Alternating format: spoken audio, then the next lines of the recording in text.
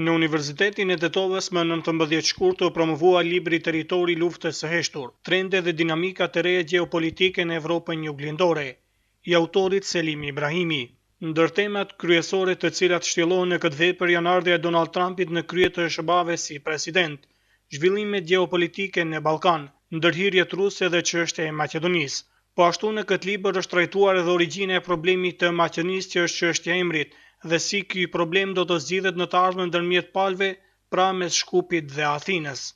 I nderuari dekani i Fakultetit Juridik, profesor doktor Ferhat Polisi, të nderuar prodekan, shefa të programeve studimore, sekretar, të respektuar profesor, të nderuar mysafir, partës të funksioneve publike, të respektuar student, të nderuar përfaqësues të mediave, lejoni që t'ju përshëndesim gjithë dhe që urojmë mirë se vini në promovimin e librit të sodit të autorit, publicistit,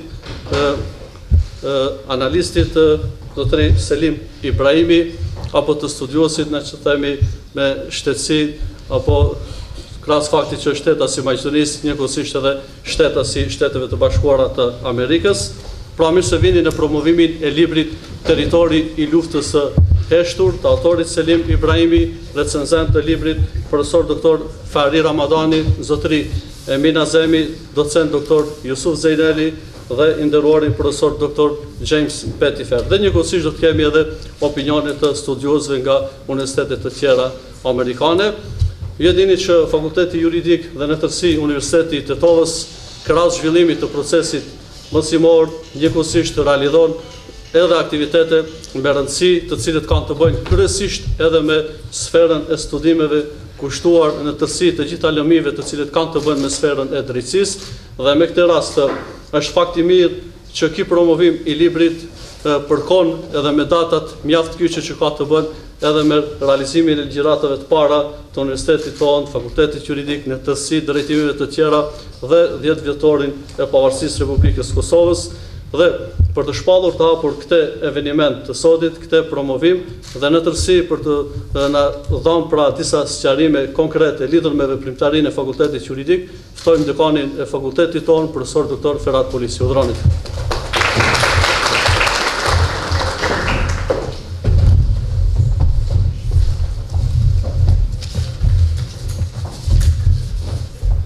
Të nderuar të pranishëm, të respektuar profesor, shefa programesh, të nderuar student, ju media, fillimisht dëshiroj që të përshëndes rektorin e Universitetit të Tetovës, profesor doktor Vullnet Ahmetin, për shkak se në raste të këtilla, në raste të promovimeve të veprave shkencore, është ai i cili jo vetëm që vetë u interesua personalisht, po pothuajse të gjithë rektoratin e vunë në shërbim, që ky promovim të jetë sa më i suksesshëm dhe të marrë vendin e merituar si në media, po edhe në hapësira të tjera publike.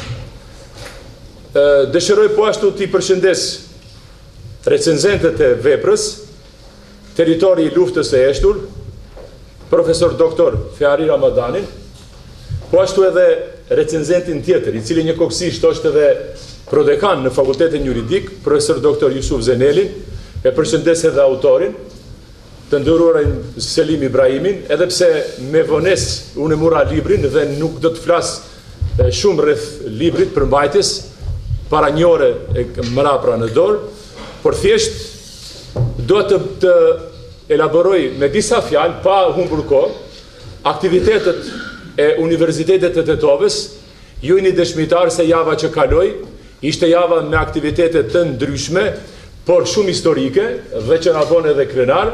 Ajo është që u shënua pra 23 vjetori i fillimit të ligjëratave të para, ku udhëtësia e universitetit në krye me rektorin e respektuar, bashkë me dekanët, prodekanet e kështu me radhë, vizituan pra muzeun historik në fshatin Poroj, muzeun historik i cili nuk ka dyshim se i vu themelet e shkollës Universitetit Shqip këtu në Tetov, dhe do të them i ngjan nga përmbajtja, nga shenjtëria, për shkak se universitetet janë të shenjta, u ngjajnë vendeve ku janë shpallë dhe librat e shenjtë, për një arsye, sepse shëntëria barazohet dhe gjendet në të gjithë librat fetar, dhe shëntëria është ajo e cila njerëzit i çon përpara. Pra Universiteti i Tetovës shëntërinë ka edhe me vizitën që e bën në Vorin, gjithsesi homazhet mbi varrin e të ndjerit tashmë Fadel Sulemanit, rektorit të parë, themeluesit të universitetit, i cili me anë të lapsit dhe fletores e mundi terrorin, e mundi errësirën dhe doli në dritë. Vizita tjetër pasoi dhe vijoi sigurisht homazhe po ashtu në bustin e dëshmorit të arsimit shqip Abdyselam Eminit, i cili tregoi dhe nxori në pak që Universiteti i Tetovës, për dallim nga universitetet tjera, pushteti atërshëm nuk e la të themelohet në kushte dhe rrethana normale. E detyroi që të marrë edhe gjak, të ketë sakrifica, populli të jetë ai i cili me mundim të arrijë deri te qëllimi, por ja që dëshira e madhe e popullit shqiptar për arsim shqip e të kaloi edhe atë çështje, ra edhe dëshmori i parë, mirë po mbi gjitha kjo u arrit dhe tashmë neve e kemi kurorzuar mundin e tyre pra me sukses. Dhe gjithmonë qofshin të lavdishëm këta njerëz të cilët me të vërtet flijojnë gjithçka nga vetja e tyre. Kur themi se Universiteti i Tetovës vazhdoi me aktivitetet e tija, tham se universiteti jon është universiteti i sakrificës, i gjakut, por kjo tash na bën edhe më të fuqishëm, na bën edhe më të fortë, por na bën edhe më të përgjithshëm, pse në universitetin mos e shohim vetëm si vend ku ne do të promovojmë veten tonë, por duhet ta duhemi më shumë se veten, duhet ta kultivojmë, të jemi më të përgjithshëm dhe të ecim çështjet shkencore të cilat janë bazë për zhvillimin e një kombi. Po ashtu të nderuar të pranishëm, me që u thash se nuk e kam lexuar librin, po do të përmend disa fjalë, në vazhdën e aktiviteteve vijoi edhe aktiviteti i 10 vjetorit të pavarësisë së Republikës së Kosovës, pavarësia e cila na dha jetë. Na jep jetë pra, na jep liri dhe na dha rastin që neve tashmë të dëshmojmë me vlerat tona se jemi nga ata që kemi merita, kemi shtetin ton dhe do të vazhdojmë pra me vlerat dhe me dinamikën që kërkon pra edhe vetë ndryshimet dhe koha. Unë thas se nuk e kam lexuar librin, por vetëm do të kisha përmend disa fjalë këtu. Ajo është që sigurisht do ta marr të drejtën i nderuar autori veprës, nisur nga konsiderata e përgjithshme dhe nga pamundësia që unë ta shqyrtoj pra librin tuaj, sigurisht që juve do ta shifshit edhe kontekstin e kundërshtimit tim kritik, por sigurisht që duam që të pohojmë me bindje të plotë se ky material do të plotësoj me dinjitet dhe do të shtoj fondin e bibliografisë tonë të përgjithshme. Mirë po pas botimit, mendoj që autori me siguri do të mirëpres çdo vërejtje profesionale dhe sugjerim të sinqert që do të shërbente padyshim rritjen e mëtejshme të nivelit shkencor dhe metodik të veprave me rastin e ribotimit të kësaj vepre. Veprat që i përmendem më lart, aktivitetet, sakrificat, po ashtu edhe veprën e autorit në fjalë, janë vepra që na bëjnë madhështor për shkak se i shërbim vendlindjes. Të nderuar çdo aktivitet i sinqert, sakrificë le të bëhet për vendlindjet, për shkak se ajo është edhe vlerë. Nëse Skënderbeu kishte ngel në Turqi, në Anadoli ose në një vend tjetër atje, thjesht do ishte një ushtar i suksesshëm. U kthi në vendlindje, ngeli heroj i kombit shqiptar dhe është i pavdekshëm. Veprat na bëjnë të pavdekshme, sakrifica na bën të pavdekshme. Edhe njëherë pra, me që thash nuk e kam lexuar veprën, ju dëshiroj nga zemra suksese, kuptohet autorit edhe të më të tjeshme, si dhe studentëve, ju dëshiroj që ta kenë librin në duart të tyre dhe ta shfletojnë. Për fund, do të përsërit vetëm një fjalë që kam thënë edhe me një rast, sipas Hugos, vepra ose libri nuk e ka terror nëse e ke dhe e djeg. Vepra e ka terror dhe e ka dëmin më të madh nëse e ke dhe nuk e lexon. Pra ne duhet ta lexojmë veprën dhe të vazhdojmë me vlerat tona shkencore të mëdhutshme. Ju falenderoj dhe suksese në të jashtme.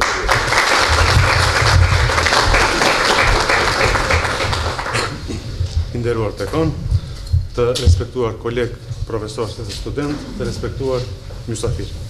Vepra Territori luftës së heshtur, trende dhe dinamika gjeopolitike në Evropën juglindore, e njohësit të mirë të marrëdhënieve ndërkombëtare, Magjistër Selim Ibrahimit, është rezultat i hulumtimeve disa vjeçare të tij mbi problemet e Ballkanit.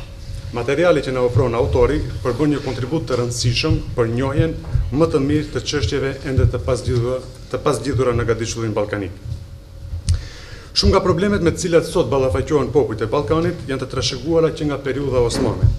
Lindja dhe zhvillimi i ndjenjave nacionaliste të popujt e ndryshëm ballkanik dhe përhapja gjithnjë më e madhe e idesë së krijimit të shteteve kombe bëri që midis popujve të ndryshëm të zhvillojë një rivalitet dhe armiqësi për të pushtuar territoret të huaja ose përpjekje për asimilim apo shpërngulje të pjesëtarëve të popujve të huaj. Ideja për të krijuar shtete etnikisht të pastra bëri që në periudha të ndryshme, duke filluar që nga shekulli 19 deri në fillim të shekullit të 21, populli që kishte pushtetin në një shtet të caktuar të luftonte me të gjitha mjetet pjesëtarët e popujve të tjerë. Këto veprime shkaktuan konflikte dhe luftra të vazhdueshme midis popujve ballkanik. Synimet e shteteve të ndryshme ballkanike, si të Serbisë, Greqisë, Malitëzisë dhe Bullgarisë, që nga koha e luftrave ballkanike të viteve 1912-13 e në vazhdim ishin shpërngulja, asimilimi, konvertimi ose shfarosja e plotë e grupeve të caktuara etnike. Njëra ndër arsyet e mosgjidhjes së drejtë të çështjeve kombëtare në Ballkan ka qenë edhe qëndrimi i fuqive të mëdha. Sipas autorit, faktori i jashtëm ishte përcaktues në krijimin e shtet-kombeve në Ballkan.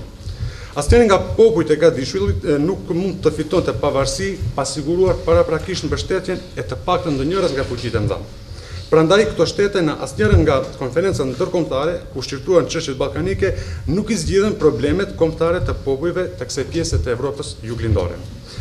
Sipas autorit, Republika e Maqedonisë u krijua nga Tito për të balancuar interesat greke dhe bullgare.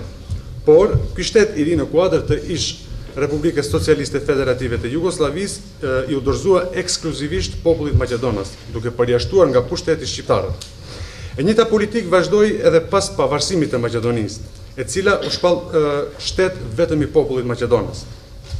Me këto veprime u përjashtua ideja e popujve të ndryshëm, të cilët jetonin në territorin që gjeografikisht quhej Maqedoni për të krijuar një shtet sipas modelit të Zvicrës. Varfria, korrupsioni, klientelizmi, nepotizmi, nacionalizmi institucional, gjyqësori politizuar, devalvimi i sistemit arsimor, jo stabiliteti politik ndërretnik, vazhdojnë të mbajnë peng jo vetëm të ardhmen e Maqedonisë, por të gjithë Ballkanit perëndimor. Sipas Magjistër Selim Ibrahimit, të gjitha këto kanë bërë që në fillim të mijëvjeçarit të tretë, shtetet e Ballkanit të vazhdojnë të merren ende me problemet që bota e civilizuar i ka kaluar që gjatë shekullit të 19. Sipas tij, sigurimi i një të ardhme stabile mund të arrihet me vendosjen e një shteti ligjor në të gjitha vendet e Ballkanit perëndimor, kurse në Maqedoni, krahas kësaj, është e domosdoshme që të ndërtohet një shtet dualist ku maqedonasit dhe shqiptarët do të ishin partës të sovranitetit shtetëror.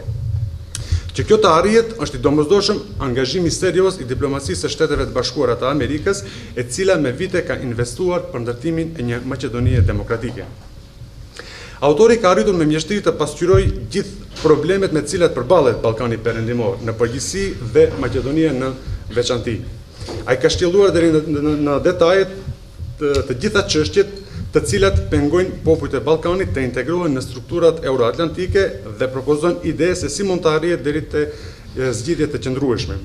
Me një stil shumë të kuptueshëm dhe të rrjedhshëm, pasqyron gjithë zhvillimin e politikës së gatishullit ballkanik nga e kaluara deri në ditët e sotme. Mënyra e strukturimit dhe hartimit të veprës në fjalë, stili i përshtatshëm dhe gjuha e pastër që përdor autori rrisin edhe më vepër vlerat e saj.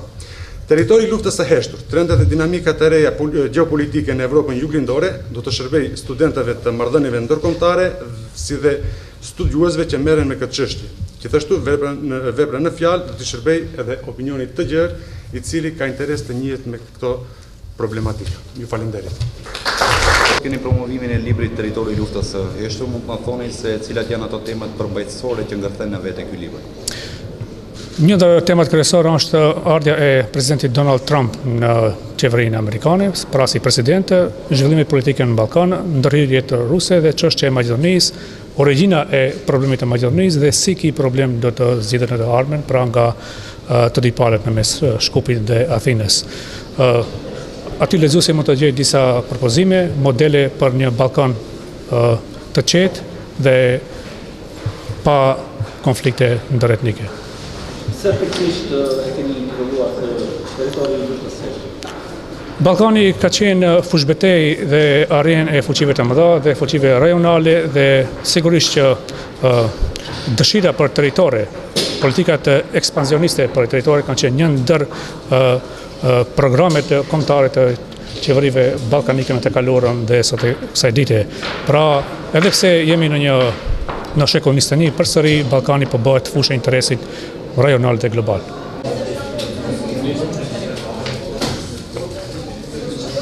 Po ashtu dje në ambientet e Fakultetit Ekonomik të Universitetit të Tetovës u bë edhe promovimi i librit Ekonomia Informale dhe fenomenet shoqëruese të saj, i autorit Harun Tahiri. Në këtë libër autori analizon pronën dhe specifikat e procesit të transformimit dhe privatizimit, pikat e ndjeshme të këtij procesi të ekonomisë informale dhe fenomenet shoqëruese të saj, të personifikuara në korrupsion, rishfet, evazion fiskal, krim të organizuar, monopoli informale, që janë karakteristikë dalluese, të cilat e shoqërojnë procesin e tranzicionit në Republikën e Maqedonisë. Në matematik, studentët nga një e panjohur duhet të vinë në një rezultat të caktuar, këtu ekonomia informale nga shumë të panjohura duhet të vish në një rezultat të caktuar. Çfarë është ekonomia informale?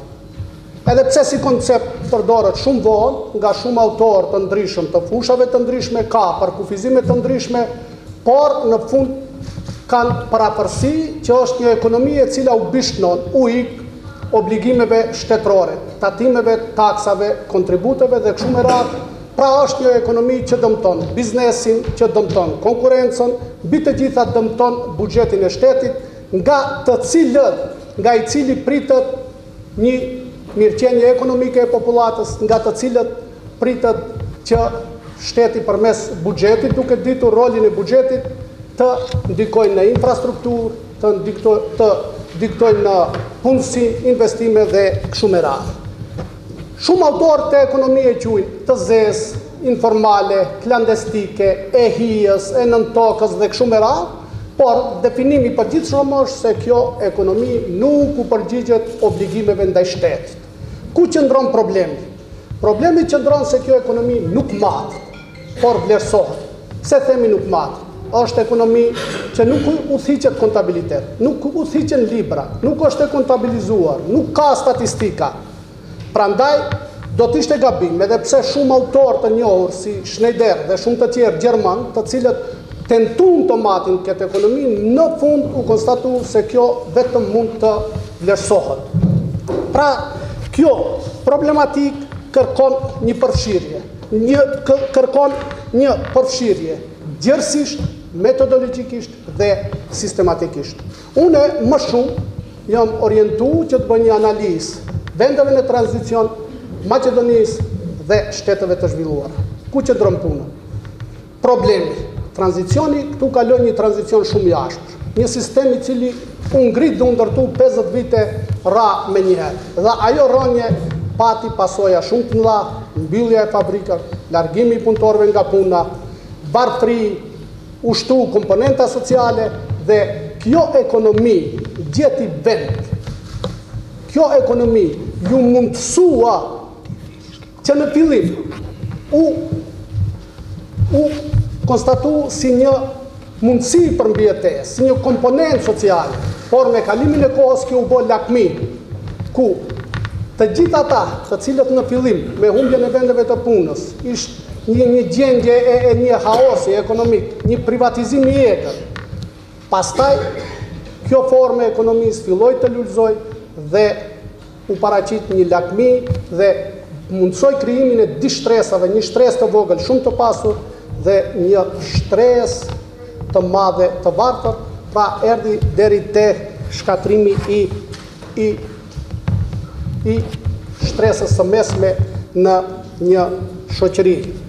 Pse kjo ekonomi është vështirë të matet? Kjo është njësoj si në medicinë, kur pacienti edhe të mjeku më i aftë, para analizave laboratorike, ai përdor yndyrna, sheqer, alkool dhe kështu me radhë dhe dihet se çfarë rezultati do të merr dhe çfarë diagnostimi do të bën kimie. Pse them këtë?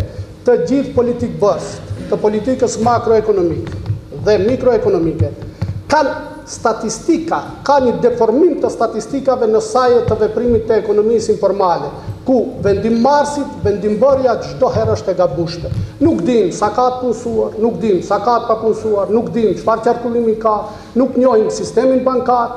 Pra, vendimmarrja apo institucionet qeveritare e kanë vështirë të bëjnë plane, e kanë vështirë të bëjnë strategji, për arsye se statistikat janë të deformuara.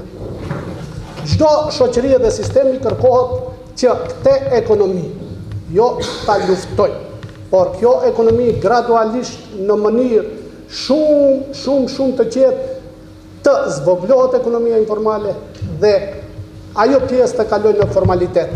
Një prerje e hodhshme e ekonomisë informale është problem paraqet ahos, për arsye se një pjesë e madhe e popullatës punojnë në të zezë, është një ndihmës e momentit për varfëri, por për një periudhë safatgjate kërkohet që kjo ekonomi të formalizohet, për arsye se fenomenet shoqëruese të kësaj ekonomie janë të personifikuara në rishfet, në korrupsion, krim të organizuar, evazion tatimor, që të gjitha këto dukuri janë shkatrimtare për një shtet, për një shoqëri.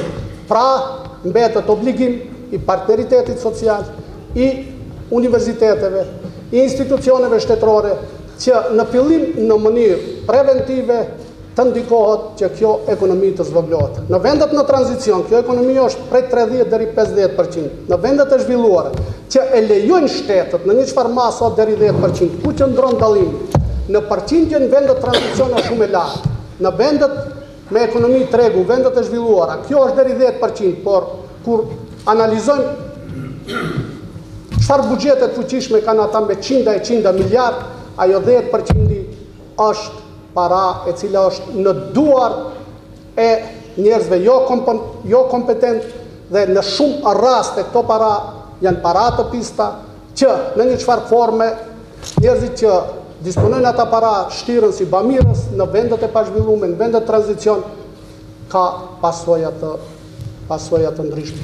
Vetëm një dhënë t'ua tregoj për në Itali, nga thesari i Italisë konstatohet se në vit që kemi një shtet me një mafi ma të zhvilluar, 340 miliard janë para të ekonomisë informale, ndërsa borxhi i Italisë është 2.6 trilion që pritet të ketë një tronditje dhe Bashkimi Evropian. Pra, kjo brenkë është edhe në shtetet e zhvilluara. Është obligim në qarqe universitare dhe institucionale që të luftohet kjo ekonomi, për arsye se ka karakterin e kancerit, ashtu si kanceri që shkatron një trup, një organizëm, ashtu edhe kjo ekonomi shkatron shtetet dhe vendet. Ju faleminderoj për pjesëmarrjen.